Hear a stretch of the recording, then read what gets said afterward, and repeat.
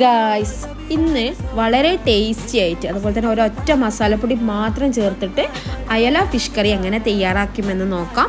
അപ്പോൾ അതിന് വേണ്ടിയിട്ട് 1/2 കിലോ അയല ഇവിടെ എടുത്തിട്ടുള്ളത്. അപ്പോൾ ഉണ്ടാക്കി നോക്കാം കേട്ടോ. അപ്പോൾ അതിന് വേണ്ടി സ്റ്റൗവിൽ പാൻ വെച്ചിട്ടുണ്ട്. പാൻ നന്നായി ചൂടായി വന്നതിന് ശേഷം ക്രഷ് ചെയ്തെടുത്തിട്ടുള്ള 2 ഉള്ളി, അതുപോലെ തന്നെ ജിഞ്ചർ ഗാർലിക് പേസ്റ്റ്, ഉലുവ ചേർത്ത് നന്നായി ഇളക്കി യോജിപ്പിച്ച് കൊടുക്കുക. അത് നന്നായി വഴന്നതിന് ശേഷം തക്കാളി പച്ചമുളകും കൂടി ചേർത്ത് മൂടി വെച്ച് വേവിച്ച് കൊടുക്കുക കേട്ടോ. കുറച്ച് കറിവേപ്പിലും കൂടി ചേർത്ത് കൊടുത്തിട്ടുണ്ട്.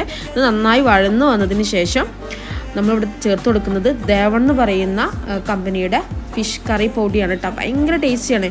ഇത് മാത്രം ചേർത്താൽ മതി. കുറച്ച് പുളിവെള്ളം കൂടി ചേർത്ത് കൊടുക്കുക. പിന്നെ ആവശ്യത്തിന് വേണമെങ്കിൽ നമ്മൾ എന്ത് ചെയ്യുക, കുറച്ച് മുളക് പൊടി ചേർത്ത് കൊടുക്കുക. അത് കളറിന് വേണമെങ്കിൽ കേട്ടോ, അതിൻ്റെ ആവശ്യമൊന്നുമില്ല.